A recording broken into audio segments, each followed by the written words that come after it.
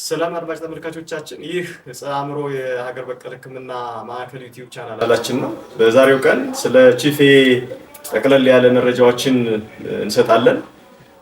ቺፌ እንደሚታወቀው ስር ሰደድ የቆዳ ችግር ነው። ይህ የቆዳ ችግር በብዛት በዘመናዊ ሕክምና ብዙም አይነት ለውጦች ያልታዩበት እንዲሁም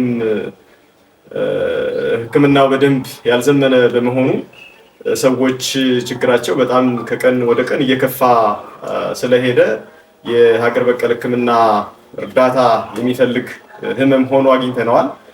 እንግዲህ ቺፌን ስናየው ምክንያቶቹ ብዙ ቢሆኑም በተለይ በሕክምና የተረጋገጠው አውቶ ኢሚዩን የሚባል የሰውነታችን የበሽታ የመቋቋም አቅም በሚፈጠር ጋር የተገናኘ በሚፈጠር ኬሚካል ሰውነታችን ጋር ከመነጨ በኋላ ያ የመነጨው ሳይቶካይን የምንለው ኬሚካል በነጭ ደም ሴል አማካኝነት በተለይ ቲ ሴል የምንለው የደም ነጭ ደም ሴል ክፍል የሚያመነጨው ኬሚካል ተከትሎ ሰውነታችን ላይ የማሳከክ ቆዳችን የመቅላት እና የማበጥ ሂደቶችን ካመጣ በኋላ ቆዳችን ላይ ህመሙ እየከፋ እየባሰ ሄዶ ከፍተኛ የጤና ችግር ፈጥሮ እናየዋለን።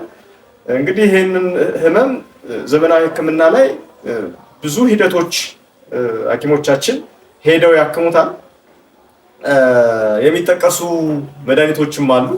በተለይ በዘመናዊ ሕክምና የኮርቲኮስቴሮይድ የሚባሉ ድራጎች ከፍተኛ የማሳከክ ህመሙን የማቃጠል ህመሙን ሊቀንሱ የሚችሉ ህክምናዎች ይሰጣሉ። አድማጭ ተመልካቾቻችን ይህ ፕሮግራም ለብዙ ሰዎች ደርሶ ፈውስንም ያገኙ ዘንድ ሰብስክራይብ፣ ሼር ማድረጉን እንዳትረሱ። በዚሁ ሼር እና ሰብስክራይብ በማድረግ ዩቲዩባችንን አግዙ። እናመሰግናለን። ያሉ ሌላው ቶፒካል ፎስፎዳይስተሬስ ኢንሂቢተር የምንለው ልክ እነዚህ ነገሮች በሰውነታችን መዋቅር ውስጥ የሚፈጠሩ በሽታን ለመከላከል በሚሄድበት ጊዜ የሚፈጠሩ ኢንዛይሞች አሉ። እነዛ ኢንዛይሞች ኢንሂቢት ሊያረጉ ይሄንን በሽታ ሊያባብሱ የሚችሉ ሪአክሽኖችን ኢንሂቢት ሊያረጉ የሚችሉ ድራጎች ናቸው።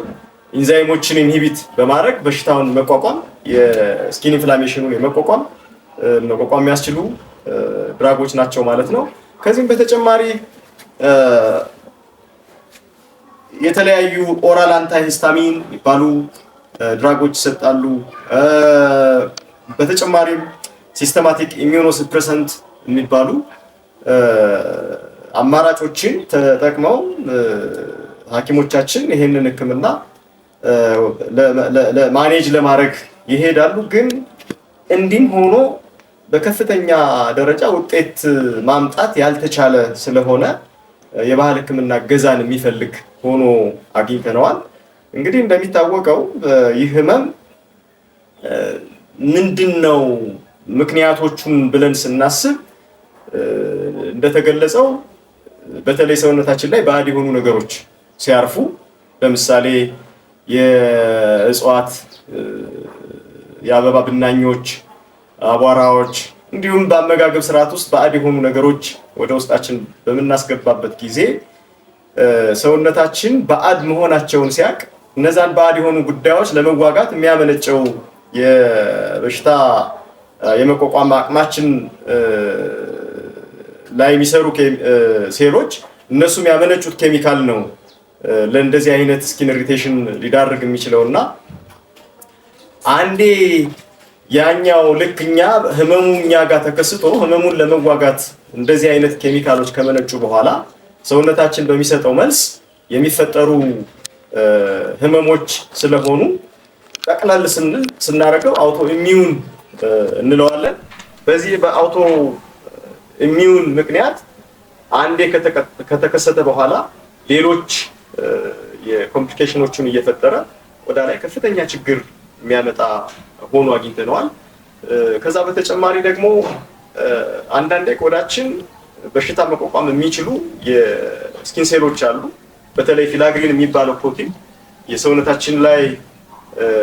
ሰውነታችን ቆዳ ላይ የቆዳችንን ደህንነት የሚጠብቅ ፕሮቲን ነው።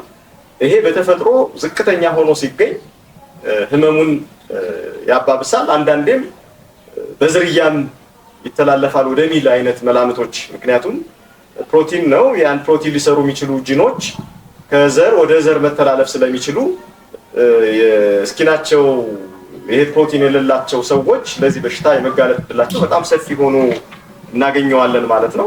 እንግዲህ ብዙ ምክንያቶች አሉ። የአካባቢ ሁኔታ ለዚህ ሊዳርግ ይችላል። በእንደዚህ አይነት መንገድ ከመጣ በኋላ ህመሙ እጅግ በጣም ከፍተኛ የማሳከክ ሂደቶች ወይም ሁኔታዎችን ታማሚው ላይ እናያለን። ይሄም የማሳከክ ሂደት ዑደታዊ ሆኖ እናገኘዋለን። አንዳንዴ ከህመሙን በማከም ብዙ ዘመን ብዙ ልምድ ያላቸው የባህል ሐኪሞች ከጨረቃ ዑደት ጋር የተገናኘ ከፍተኛ የማሳከክ ህመሞች ይታዩበታል ብለው ይናገራሉ እና ሳይንሱም ዑደታዊ የስኪን ኢሪቴሽን እንዳለው ይነግረናል ማለት ነው።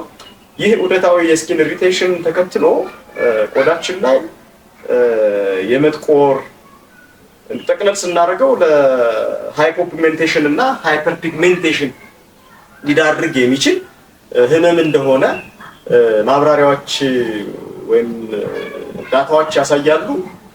ይህ ህመም ሰዎች ላይ ከተከሰተ በኋላ ለተጓዳኝ በሽታዎችም አጋልጦ እንደሚሰጥ መረጃዎች ያሳያሉ። ለምሳሌ ከአለርጂክ ጋር የተገናኙ ሳይነስ፣ እንዲሁም ደግሞ አስም ለነዚህ ሊዳርግ እንደሚችል መዛግብቶች ያሳያሉ።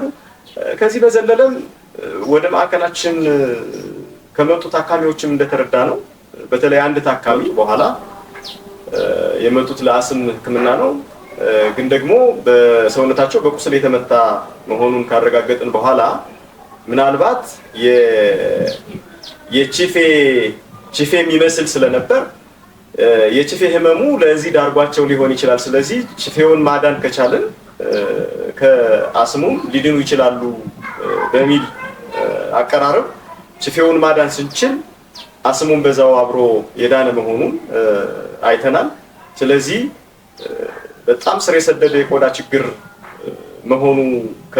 መሆኑ ሳያንስ እንደገና ደግሞ ለሌሎች ችግሮች ለሌሎች በሽታዎች የሚዳርግ መሆኑን አረጋግጠናል በህክምና ሂደት ማለት ነው። እንግዲህ ብዙ የዘመናዊ ህክምና መንገዶች እንዳሉ፣ መድኃኒቶች እንዳሉ በማብራሪያው ለመግለጽ ተሞክሯል። ኮርቲኮስቴሮይድ፣ ቶፒካል ካልሲኒዮሪን፣ ቶፒካል ፎስፎዳይስተሬዝ ኢንሂቢተር፣ አንታሂስታሚን፣ ሲስተማቲክ ኢሚዩኖ ሰፕሬሳንት፣ እነዚህ ከ5 እስከ 6 በላይ አማራጮች በዘመናዊ ህክምና የሚሰጡ ናቸው ብለናል። እንግዲህ እነዚህ ህክምናዎች እነዚህን ሁሉንም በአንድ መስኮት ታካሚው የማግኘት እድል አይኖረውም። አሰልቺ ህክምና ነው ሂደቱ። አንዱ ካላዳነ ሌላውን፣ ሌላው ካላዳነ ሌላውን፣ እንዲህ አይነት በስቴፕ ዋይዝ የሚደረጉ ህክምናዎች ናቸው። እንዲያም ሆኖ ውጤት የማግኘት እድሉ ታማሚው ዝቅተኛ ስለሆነ በባህል ህክምና ዘርፍ ይሄንን ህመም ማኔጅ ለማድረግ አስበናል፣ ውጤትም አግኝተናል። ከዚህ ማብራሪያ በመቀጠል በክፍል 2 በፎቶ የታገዙ ትዕይንቶችን ይዘን እንቀርባለን። ተከታተሉ።